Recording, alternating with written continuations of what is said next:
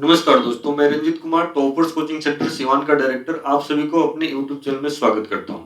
दोस्तों, आज मैं आप लोगों को एक बहुत ही इंपॉर्टेंट टॉपिक रासायनिक अपक्रिया के प्रकार में संयोजन अपक्रिया के बारे में बताने जा रहा हूं। यह अपक्रिया जो है हमेशा पूछता है।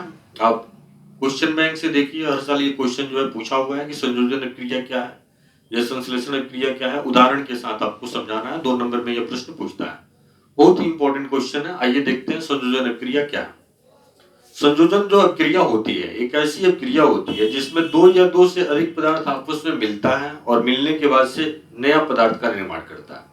और नया जो पदार्थ बनता है उसको हम पहले वाले पदार्थ में नहीं बदल सकते हैं, उसी को हम संयोजन बोलते हैं या संश्लेषण अपक्रिया बोलते हैं। संयोजन का मतलब ये होता है जुड़ना, या संश्लेषण का मतलब ये होता है जुड़ना, मिलना।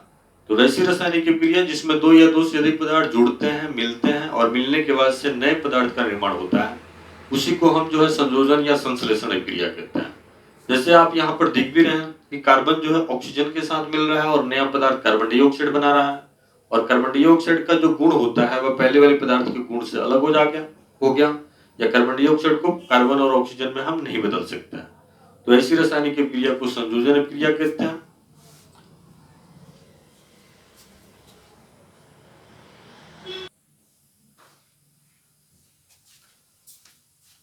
ये नया क्वेश्चन देखते हैं, वियोजन अपक्रिया क्या है। वियोजन अपक्रिया को हम अपघटन अपक्रिया भी बोलते हैं, डिकम्पोजिशन रिएक्शन भी बोलते हैं। तो वियोजन अपक्रिया या अपघटन अपक्रिया जो होती है, एक ऐसी वैसी रासायनिक अपक्रिया होती है जिसमें कोई पदार्थ जो होता है, बड़ा जो पदार्थ होता है, वह छोटे छोटे पदार्थों में टूट जाता है, उसी को हम वियोजन या अपघटन अपक्रिया कहते हैं। तो वैसी रासायनिक अपक्रिया जिसमें कोई बड़ा पदार्थ जो है छोटे छोटे पदार्थों में टूट जाता है और टूटने के बाद से फिर उस नए पदार्थ को पहले वाले पदार्थ में नहीं बदला जा सकता, उसी को हम डिकम्पोजिशन रिएक्शन बोलते हैं, अपघटन अपक्रिया बोलते हैं, वियोजन अपक्रिया बोलते हैं। आप देख भी रहे हैं रासायनिक समीकरण में कैल्शियम कार्बोनेट जो होता है, यानी संगमरमर जो है, वह गर्म होकर के जो है कैल्शियम ऑक्साइड में बदल गया है और कार्बन डाइऑक्साइड में बदल गया है। तो यह एक तरह का डिकम्पोजिशन रिएक्शन है। इसमें जो है बड़ा पदार्थ कैल्शियम कार्बोनेट जो है, यानी संगमरमर जो है बड़ा पदार्थ है और जो है कैल्शियम ऑक्साइड और कार्बन डाइऑक्साइड में वह जो है टूट रहा है। तो इस तरह से डिकम्पोजिशन रिएक्शन के बारे में आप जान गए होंगे। वैसी रासायनिक अपक्रिया जिसमें एक बड़ा पदार्थ छोटे छोटे पदार्थों में टूट जाता है, उसी को डिकम्पोजिशन रिएक्शन कहते हैं। जैसे आप कैल्शियम कार्बोनेट को देख रहे हैं, उष्मा पा करके वह कैल्शियम ऑक्साइड और कार्बन डाइऑक्साइड में टूट गया है। एक क्वेश्चन बहुत ही इंपॉर्टेंट आता है कि संयोजन अपक्रिया जो है वियोजन अपक्रिया का उल्टा क्यों होता है, या वियोजन अपक्रिया संयोजन अपक्रिया का उल्टा क्यों होता है, विपरीत क्यों होता है। तो अभी आपको जो है संयोजन अपक्रिया के बारे में बताया गया है। तो संयोजन अपक्रिया में दो या दो से अधिक पदार्थ आपस में मिलता है और नया पदार्थ का निर्माण करता है और फिर नए पदार्थ को पहले वाले पदार्थ में नहीं बदला जा सकता है। अपघटन अपक्रिया या वियोजन अपक्रिया में एक बड़ा पदार्थ छोटे छोटे पदार्थों में टूटता है, इसीलिए इसको जो है संयोजन अपक्रिया का उल्टा बोला जाता है वियोजन अपक्रिया में। यानी संयोजन अपक्रिया में दो पदार्थ आपस में जुड़ते हैं और वियोजन अपक्रिया में बड़ा पदार्थ जो है छोटे पदार्थों में टूटता है। तो इसीलिए संयोजन और वियोजन एक दूसरे के विपरीत होते हैं। संयोजन में जो है दो हल्के पदार्थ आपस में मिलते हैं और मिलने के बाद से बड़े पदार्थ का निर्माण करते हैं, और वियोजन में जो है एक बड़ा पदार्थ छोटे छोटे पदार्थों में टूटता है। इसलिए संयोजन और वियोजन जो है एक दूसरे के विपरीत होते हैं। आइए अगला देखते हैं। आइए देखते हैं विस्थापन अपक्रिया क्या है। What is displacement reaction. बहुत ही इंपॉर्टेंट यह जो है अपक्रिया होगा। विस्थापन अपक्रिया क्या है। विस्थापन अपक्रिया जो है एक ऐसी अपक्रिया होती है जिसमें अधिक क्रियाशील जो तत्व होता है कम क्रियाशील तत्व को हटा देता है और हटाने के बाद से जो है एक नए पदार्थ का निर्माण करता है, उसी को हम विस्थापन अपक्रिया कहते हैं। आप यहाँ देख रहे हैं लोहा जो है अधिक क्रियाशील तत्व है और तांबा जो है वह कम क्रियाशील तत्व है। तो यह लोहा जो है तांबा को हटा देगा। यहाँ से देख रहे हैं कि यह लोहा जो है तांबा को हटा दिया, तांबा इधर बाहर हो गया है और लोहा जो है तांबा की जगह पर आ गया और एक नए पदार्थ का निर्माण किया हुआ है। तो वैसी रासायनिक अपक्रिया जिसमें अधिक क्रियाशील जो तत्व होता है कम क्रियाशील तत्व को हटा देता है और एक नए पदार्थ का निर्माण करता है, उसी को हम जो है डिस्प्लेसमेंट रिएक्शन कहते हैं।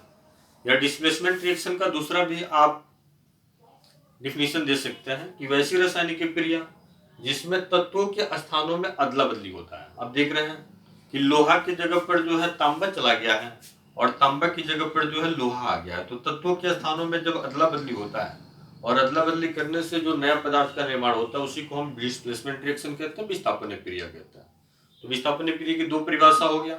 एक परिभाषा होगा कि अधिक क्रियाशील तत्व कम क्रियाशील तत्व को हटा करके नए पदार्थ का निर्माण करता है, उसको हम डिस्प्लेसमेंट रिएक्शन कहते हैं। या वैसी रासायनिक क्रिया जिसमें तत्वों के स्थानों में अदला बदली होता है और उसके फलस्वरूप नए पदार्थ का निर्माण होता है, उसी को हम डिस्प्लेसमेंट रिएक्शन कहते हैं।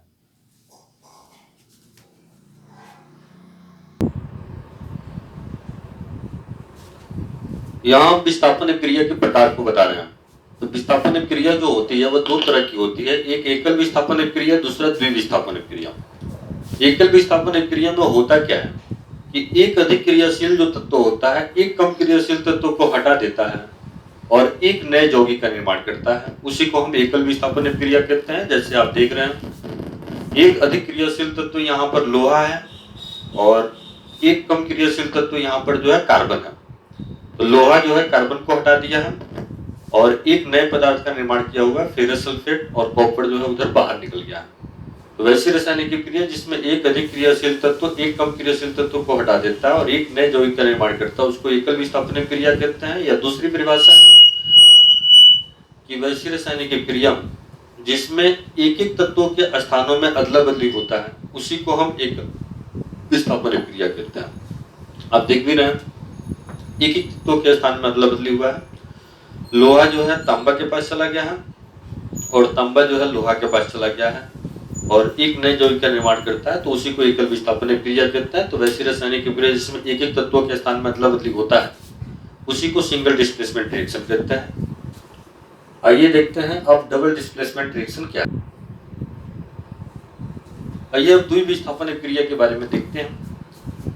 तो द्विविस्थापन क्रिया एक ऐसी रासायनिक क्रिया होती है जिसमें दो तत्वों के स्थानों में अदला बदली होता है, उसी को द्विविस्थापन क्रिया कहते हैं। वैसी रासायनिक क्रिया जिसमें दो तत्वों के स्थान में अदला बदली होता है, उसी को हम द्विविस्थापन क्रिया कहते हैं। या दो अधिक क्रियाशील तत्व दो कम क्रियाशील तत्व को हटा करके दो नए यौगिक का निर्माण करते हैं, उसी को हम जो है द्विविस्थापन क्रिया कहते हैं। आइए देखते हैं यहाँ सोडियम सिल्वर नाइट्रेट है AgNO3 और ये सोडियम क्लोराइड से क्रिया कर रहा है, सिल्वर क्लोराइड नमक या अवक्षेप बना रहा है और सोडियम नाइट्रेट जो है यह नया पदार्थ बन रहा है। तो देखिए इस रासायनिक अभिक्रिया को ध्यान से, इसमें हुआ क्या है कि सिल्वर जो है, ये जो है सिल्वर नाइट्रेट जो देख रहे हैं, यहाँ सिल्वर है Ag है, यह सोडियम के पास चला गया है और सोडियम जो है वह सिल्वर के पास आ गया है। अब क्रिया के फलस्वरूप आपको दिखाई दे रहा है, अब क्रिया में यह सिल्वर जो है सोडियम सिल्वर Ag जो है Na को हटा दिया है और Na को हटा करके AgCl बनाया है और फिर जो है Na जो है वह सिल्वर के पास चला गया है और NaNO3 बनाया है, दो नए यौगिक का निर्माण किया करता है। तो वैसी रासायनिक क्रिया जिसमें दो अधिक क्रियाशील तत्व दो कम क्रियाशील तत्व को हटा करके दो नए यौगिक का निर्माण करते हैं, उसी को हम द्विविस्थापन क्रिया कहते हैं। या वैसी रासायनिक क्रिया जिसमें दो तत्वों के स्थान में अदला बदली होता है और दो नए यौगिक का निर्माण होता है, उसी को हम द्विविस्थापन क्रिया कहते हैं, डबल डिस्प्लेसमेंट रिएक्शन कहते हैं। अब आइए देखते हैं अगला रासायनिक क्रिया का प्रकार। आइए देखते हैं ऊष्मीय क्रिया क्या है, व्हाट इज थर्मल रिएक्शन। तो वैसी रासायनिक क्रिया जिसके फलस्वरूप ऊष्मा निकलता है या जिसमें अलग से ऊष्मा देना पड़ता है, उसी को हम जो है थर्मल रिएक्शन कहते हैं। आप देख रहे हैं कार्बन ऑक्सीजन से क्रिया करके कार्बन डाइऑक्साइड बनाता है, तो केवल कार्बन डाइऑक्साइड ही नहीं बनाता है बल्कि 94 किलो कैलोरी इसमें से ऊष्मा भी निकलता है। तो वैसी रासायनिक क्रिया जिसके फलस्वरूप ऊष्मा निकलता है या वैसी रासायनिक क्रिया जिसमें अलग से ऊष्मा देना पड़ता है या नाइट्रोजन ऑक्सीजन से क्रिया कर रहा है, यह क्रिया तभी हो रहा है जब इसमें अलग से ऊष्मा देना पड़ता है। तो वैसी रासायनिक क्रिया जिसमें अलग से ऊष्मा देना पड़ता है या वैसी रासायनिक क्रिया जिसके फलस्वरूप ऊष्मा बाहर निकलता है, उसी क्रिया को हम थर्मल रिएक्शन कहते हैं, ऊष्मीय क्रिया कहते हैं। आप समझ गए होंगे कि ऊष्मीय क्रिया क्या है। वैसी रासायनिक क्रिया जिसके फलस्वरूप ऊष्मा निकलता है या वैसी रासायनिक क्रिया जिसमें अलग से ऊष्मा देना पड़ता है तब एक क्रिया होती है, उसी को थर्मल रिएक्शन कहते हैं, जो दो तरह का होता है। एक आपका जो है ऊष्मा छेपी होता है एंडोथर्मिक रिएक्शन और दूसरा जो है ऊष्मा शोषी होता है एक्सोथर्मिक रिएक्शन। तो इस टॉपिक को क्लियर कर लीजिएगा। आइए देखते हैं ऊष्मीय क्रिया के प्रकार में पहला प्रकार ऊष्मा छेपी क्रिया क्या है। बहुत इंपॉर्टेंट ये क्वेश्चन है, हमेशा ये बोर्ड में पूछता है कि ऊष्मा छेपी क्रिया क्या है, 2 नंबर में। What is exothermic reaction. तो ऊष्माक्षेपीय अभिक्रिया जो है एक ऐसी उसमें अभिक्रिया होती है जिसमें जो है अभिक्रिया के फलस्वरूप जो है ऊष्मा भी बाहर निकलता है, उत्पाद जो बनता है उसके साथ साथ ऊष्मा भी बाहर निकलता है, उसी को हम ऊष्माक्षेपीय अभिक्रिया कहते हैं। वैसी रासायनिक अभिक्रिया जिसके फलस्वरूप जो है ऊष्मा बाहर निकलता है उसी को हम ऊष्माक्षेपीय अभिक्रिया कहते हैं, एक्सोथर्मिक रिएक्शन कहते हैं। जैसे देख रहे हैं कार्बन ऑक्सीजन से क्रिया करके केवल कार्बन डाइऑक्साइड ही नहीं बाहर बनाता है बल्कि जो है ऊष्मा भी बाहर निकलता है, इसमें 94 किलो कैलोरी ऊष्मा भी बाहर निकलता है।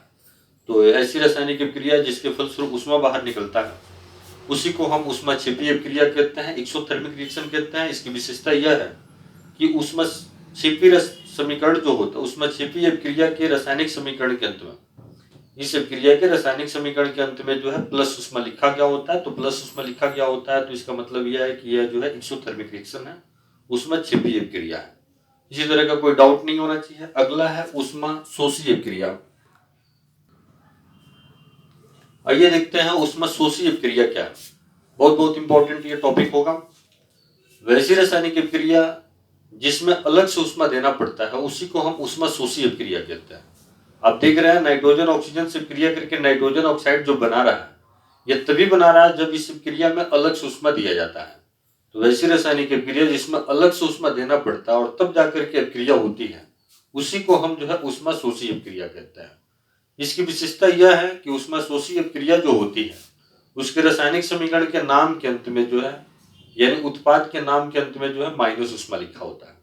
याद रखिएगा, वैसी रासायनिक अभिक्रिया जिसमें अलग से ऊष्मा देना पड़ता है तब अभिक्रिया जाकर के होती है उसी को हम ऊष्मा शोषी अभिक्रिया कहते हैं, एंडोथर्मिक रिएक्शन कहते हैं।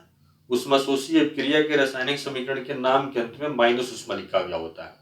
माइनस ऊष्मा लिखा गया होगा तो आपका ऊष्मा शोषी अभिक्रिया और प्लस ऊष्मा लिखा गया होगा तो ऊष्माक्षेपीय अभिक्रिया। इसको ध्यान में रखिएगा। अगला क्रिया का प्रकार है अवक्षेपण क्रिया क्या है। बहुत ही इंपॉर्टेंट क्वेश्चन होगा, एक बार जो है बोर्ड के एग्जाम में पूछा हुआ है। अवक्षेपण क्रिया क्या है, प्रेसिपिटेशन रिएक्शन क्या है। तो अवक्षेपण क्रिया एक ऐसी रासायनिक क्रिया होती है जिसमें अभिक्रिया के फलस्वरूप जो है कोई ठोस अवक्षेप बनता है यानी कोई ठोस पदार्थ बनता है, उसी को हम अवक्षेपण क्रिया कहते हैं। तो वैसी रासायनिक क्रिया जिसके फलस्वरूप जो है कोई ठोस पदार्थ बनता है उसी को हम अवक्षेपण क्रिया कहते हैं। आप देख भी रहे हैं यहाँ पर सिल्वर नाइट्रेट जो है सोडियम क्लोराइड के साथ क्रिया करता है और क्रिया करने के फलस्वरूप जो है सिल्वर क्लोराइड नामक जो है यही ठोस अवक्षेप बनाता है। तो वैसी रासायनिक क्रिया जिसके फलस्वरूप कोई ठोस अवक्षेप बनता है यानी ठोस भारी पदार्थ बनता है जो नीचे की तरफ बैठता है उसी को हम अवक्षेपण क्रिया कहते हैं।